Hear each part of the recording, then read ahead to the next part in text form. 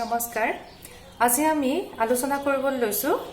some basic concepts in macroeconomics সমষ্টিবাদী অৰ্থনীতিৰ কিছুমান বিশেষ ধাৰণা আমি ইতিমধ্যে মাইক্ৰোইকনমিক্স আৰু ম্যাক্ৰোইকনমিক্স বা সমষ্টিবাদী আৰু ব্যষ্টিবাদী অৰ্থনীতিৰ বিষয়ে পঢ়িছো যে আমি জানো যে সমষ্টিবাদী অৰ্থনীতিত আমি যিকোনো এটা বিষয় সমগ্ৰ হিচাপত আলোচনা কৰো বহলাই আলোচনা কৰো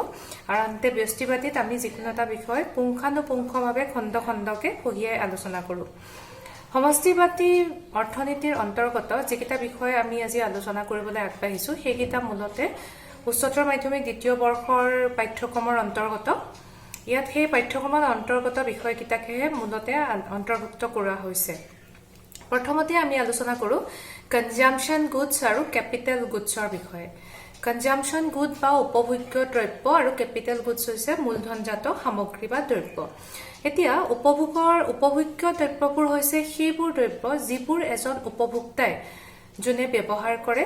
তেওঁ বস্তুটো লৈয়ে ব্যৱহাৰ কৰিব পাৰে তাৰ মানে সম্পূৰ্ণভাৱে তৈয়াৰ হোৱা একোটা দ্ৰব্যক উপভোগ্য দ্ৰব্য বুলি কোৱা হয় বা কনজাম্পশন গুড বুলি কোৱা হয় উদাহৰণস্বৰূপে আমি খাদ্য বস্তুৰ কথা ল'ব পাৰো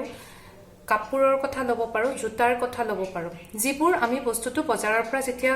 কিনিয়ে আমি তাক ব্যৱহাৰ কৰিব পাৰিম তাক উপভোগ কৰিব পাৰিম তাক উপভোগ্য দ্ৰব্য বুলি কোৱা হয় আনহাতে মূলধনজাত সামগ্ৰী বা ক্যাপিটাল গুডছ হৈছে সেইবোৰ দ্ৰব্য যিবোৰ আমি যিবোৰ কনজাম্পশন গুডছৰ কথা কৈছো বা উপভোগ্য দ্ৰব্যৰ কথা কৈছো সেইবোৰ বনোৱাৰ ক্ষেত্ৰত ব্যৱহাৰ কৰো যেনে বিভিন্ন ধৰণৰ মেচিন হ'ব পাৰে বিভিন্ন সা-সঁজুলি হ'ব পাৰে কল কাৰখানা হ'ব পাৰে যিবোৰ আমি যিকোনো উপভোগ্য দ্ৰব্যৰ বনোৱাৰ ক্ষেত্ৰত উৎপাদনৰ ক্ষেত্ৰত ব্যৱহাৰ কৰো সেইবোৰকে মূলধনজাত দ্ৰব্য বুলি কোৱা হয় দ্বিতীয়তে তাৰ পাছত আমি চাও চূড়ান্ত দ্ৰব্য আৰু তাৰ মানে চূড়ান্ত দ্ৰব্যক ইংৰাজীত কোৱা হয় যে ফাইনেল গুড আৰু মধ্যৱৰ্তীকালীন দ্ৰব্য বা সামগ্ৰী যেটো কোৱা হয় ইন্টাৰমিডিয়েট গুড এতিয়া চূড়ান্ত দ্ৰব্য আৰু যেটো আমি কলো যে উপভোগ্য দ্ৰব্য এই দুটাৰ সংজ্ঞা প্ৰায় একে ধৰণৰ উপভোগ্য দ্ৰব্যই যেনেকৈ এজন উপভোক্তাৰ অভাৱ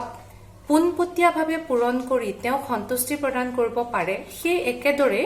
চূড়ান্ত দ্ৰব্যয়ো কি কৰিব পাৰে এজন উপভোক্তাক সন্তুষ্টি প্ৰদান কৰিব পাৰে পোনপটীয়াভাৱে তেওঁ বস্তুটো কিনাৰ পাছতে তেওঁ বস্তুটো উপভোগ কৰি তাৰ পৰা সন্তুষ্টি পাব পাৰে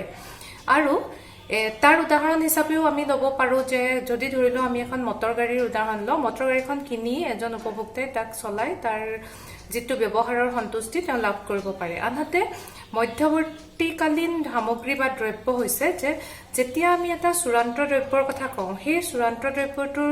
বনোৱাৰ বাবে উৎপাদনৰ বাবে বহুত বস্তু দৰকাৰ হয় মটৰ গাড়ী এখন বনাবলৈ বিভিন্ন মেচিনৰ দৰকাৰ হয় আৰু সেই বিভিন্ন পাৰ্টস লাগে বস্তুটো বনাবলৈ বেলেগ বেলেগ কাৰখানাত তাক জয়েন কৰা হয় সেই বস্তুখিনি যিবোৰ বস্তু লাগে এটা চূড়ান্ত দ্ৰব্যৰ মূল ৰূপটো দিবৰ কাৰণে সেই বস্তুবোৰক কোৱা হয় মধ্যৱৰ্তীকালীন দ্ৰব্য বা ইন্টাৰমিডিয়েট গুডছ এতিয়া কিছুমান ক্ষেত্ৰত কিন্তু দেখা যায় যে কোনো এটা বস্তু চূড়ান্ত দ্ৰব্যটো অন্তৰ্ভুক্ত হ'ব পাৰে আৰু মধ্যৱৰ্তীকালীন দ্ৰব্যটো অন্তৰ্ভুক্ত হ'ব পাৰে উদাহৰণস্বৰূপে আমি কপাহৰ কথা ল'ব পাৰো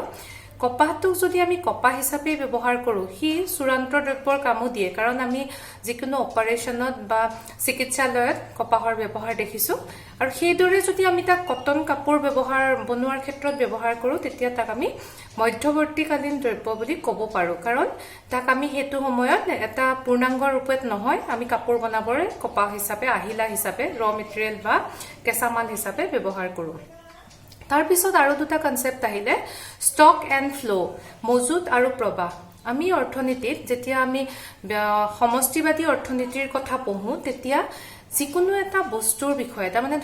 ধৰি লোৱা হওক যে কোনো এজন ব্যক্তিৰ আয় বা এখন দেশৰ আয় বস্তুৰ বিক্ৰী খৰচ ইত্যাদিবোৰ যদি আমি এটা নিৰ্দিষ্ট সময়ৰ ভিত্তিত অধ্যয়ন কৰো তেতিয়া হলে তাক মজুত বুলি কোৱা হয় তাৰ মানে ষ্টক বুলি কোৱা হয় যিকোনো এটা নিৰ্দিষ্ট সময়ৰ ভিত্তিত কৰা হলে ধৰা হওক যে 2021 চনত আমাৰ দেশৰ কিমান আয় হৈছিল জনমূৰি আয় কিমান আছিলে তেতিয়াহ'লে হেতুক আমি ষ্টক বুলি কম আৰু ফ্লোৰ ধাৰণাটো হৈছে বা প্ৰবাহৰ ধাৰণাটো হৈছে যেতিয়া আমি কোনো এক সময় জুৰি আলোচনা কৰিম এখন দেশৰ জাতীয় আয় আলোচনা কৰিলো বস্তু এটাৰ বিক্ৰী বা চাহিদাৰ বিষয়ে আলোচনা কৰিলো ধৰা হল যে যোৱা 5 বছৰত আমাৰ দেশৰ জনমূৰি আয় কিমান আছিলে হেতু ফ্লো বা প্ৰবাহ বুলি ধৰা হয় আৰু দুটা খুব দৰকাৰী আমাৰ সমষ্টিবাদী অৰ্থনীতিৰ অন্তৰ্গত